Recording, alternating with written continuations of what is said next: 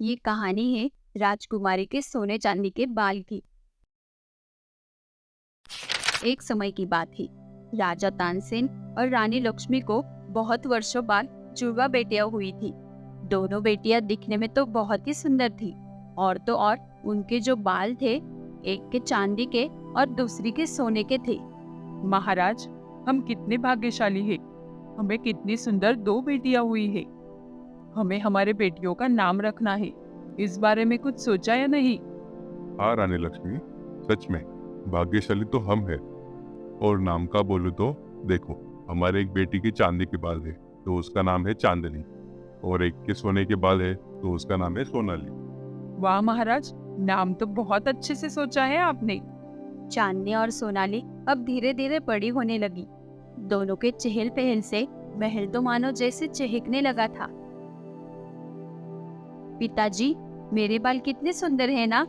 और चांदनी के बाल तो देखो, कैसे सफेद सफेद बुढ़िया जैसे ही। हाँ मेरी बच्ची, तुम्हारे तो सोने के बाल है ना, इसलिए तुम दिखने में भी बहुत सुंदर हो। है ना? तो आप मुझे एक सोने की कंघी ला के दो ना पिताजी। हाँ हाँ, मेरी प्यारी बच्ची ने मुझसे कुछ मांगा और मैं ना दे पाऊँ, ऐसे कभी हुआ है क्या? पिताजी, मुझे भी नई कंघी चाहिए। अरे, तुम्हें क्यों नई कंघी चाहिए? पुरानी ही अच्छी है तुम्हारे लिए। वैसे भी तुम्हारे बाल तो चांदी के हैं ना, और उसके लिए नई कंघी की कोई जरूरत नहीं बेटा। बेचारी चांदनी, बचपन से उसके साथ ऐसा ही होता था। उसके बाल चांदी के थे और बहन के बाल सोने के। उस वजह से उसे कभी वैसा प्यार नहीं मिला जैसा उसकी बहन सोनाली को मिलता था। चांदनी स्वभाव से बहुत दयालु थी, पर सोनाली, उसे तो उसके सोने के बाल का बहुत घमंड था। एक दिन उसने देखा उसके कमरे में रखे पौधे का फूल सूख गया है। ये क्या?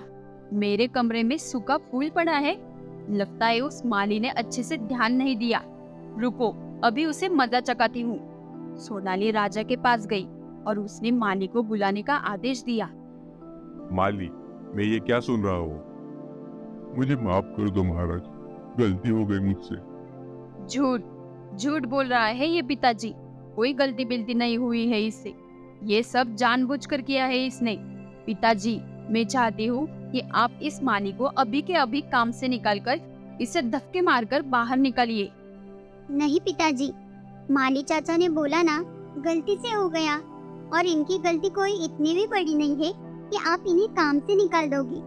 ये तो इन पे अन्याय होगा। इनकी वजह से हमारे महल का बगीचा कितना सुंदर है। हाँ हाँ, बड़ी आई न्याय अन्याय की बातें करने वाली। वैसे भी तुम्हें तो इसकी ही बातें सच लगेगी। इसे गरीब लोग तो बहुत पसंद है ना तुम्हें। देखो, मैं कह देती हूँ, आज और अभी से ये माली यहाँ काम नहीं करेगा। ये मेरा राजकुमारी सोनाली का आदेश है। हाँ, सुना नहीं तुमने क्या कहा राजकुमारी ने? निकल जाओ, अभी के अभी यहाँ से निकल जाओ। माली दुखी होकर वहाँ से निकल तो जाता है, पर उसे सोनाली पे बहुत गुस्सा आया था। वो दिन तो निकल गया। अगले दिन महाराज के पास एक खत आया। मेरे प्रिय मित्र विजय वर्मा ने हमें सहपरिवार बुलाया है। कल सुबह हमें उस राज्य के लिए निकलना है। अगली सुबह महाराज अपने सहपरिवार के साथ राजा विजय वर्मा के महल पहुंचे। अपने दोस्त से मिलकर महाराज बहुत खुश थे। और वही राजा के बाजू उनका बेटा राजकुमार इंद्रा भी खड़ा था। राजकुमार को देख सोनाली मन ही मन बोली, वाह, ये राजकुमार तो कितना सुंदर है, और सुना है बहुत बहादुर भी है। मुझे तो ऐसा ही पति मिलना चाहिए, और राजकुमार इंद्रा जैसा पति तो मुझे ही मिलना चाहिए। थोड़ी देर बाद महाराज तानसेन और विजय वर्मा शिकार के लिए निकल गए, और वहाँ चांदनी बगीचे में पक्षियों के मधुर गीत सुन रही थी। वाह, कितना मधुर आवाज है। पता नहीं लोग ऐसे मासूम पक्षियों का शिकार क्यों करते हैं। चांदनी थोड़ा आगे चली जाती है। वहाँ उसे राजकुमार इंद्रा दिखाई देते हैं।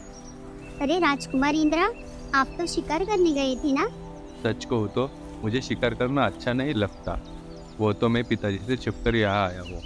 हाँ, मुझे भी अच्छा नहीं लगता शिकार करना, और मुझे शिकार करने वाले लोग भी अच्छे नहीं लगते। अच्छा, तो फिर हम दोनों की बहुत जमेगी। चलो, हम दोनों मिलकर यहाँ पे बैठ के पक्षियों के मधुर सुर सुनते हैं। और फिर राजकुमार इंद्रा और राजकुमारी चांदनी हर रोज मिलने लगी। और धीरे धीरे वो दोनों एक दूसरे को पसंद करने लगी। कुछ दिन ऐसे ही बीत गए। एक दिन सोनाली ने अपने पिता से कहा, पिताजी, मुझे राजकुमार इंद्रा बहुत पसंद है, मैं उनसे शादी करना चाहती हूँ। अरे वाह बेटा, ये तो बहुत ही खुशी की बात है। मैं आज ही अपने मित्र से तुम्हारे और राजकुमार की शादी के लिए बात। राजा और सोनाली की बातें चांदनी सुन लेती है और बहुत दुखी हो जाती है। मुझे बचपन से मेरे पसंद की चीज कभी नहीं मिली और अब मुझे मेरे पसंद का राजकुमार भी नहीं मिलेगा। राजा तानसेन अपने दोस्त के पास शादी का प्रस्ताव रखता है और राजा विजय वर्मा को प्रस्ताव अच्छा भी लगता है, पर वो एक बार अपने बेटे इंद्रा से भी पूछना चाहते थे। बेटा इंद्रा, मैं तुम्हारी शादी अपने दोस्त की पुत्री से करना चाहता हूँ। तुम्हें कोई आपत्ति नहीं है ना? राजकुमार इंद्रा तो खुश हो जाता है। उसे लगता है उसकी शादी चांदनी से ही तय होने वाली है, इसलिए वो तुरंत ही शादी के लिए हाँ बोल देता है। नहीं पिताजी, मुझे इसमें कोई आपत्ति नहीं है। ठीक है, फिर तुम दोनों की शादी कल ही होगी। वो क्या है ना, मेरे दोस्त को वापस कल ही उसके राज्य जाना है। शादी की तैयारी शुरू हो जाती है। सब बहुत खुश थे, पर रात को जब सोनाली अपने कक्ष में सोई थी, तब सबसे छिपकर वहाँ माली आ जाता है, जिसे राजकुमारी ने महल से बाहर निकाला था। हाँ, अब आई ना हाथ में। मेरी कोई गलती ना होने के बावजूद भी तुमने मुझे महल से निकाला ना। अब देखो मैं क्या करता हूँ। बहुत घमंड है ना तुझे तेरे इस सोने के बाल का। जब ये नहीं रहेंगे तो किस पे घमंड करेगी तू? चोर के बेस में आए माली ने सोनाली के सिर के सारे बाल काट लिए और वो वहाँ से निकल गया।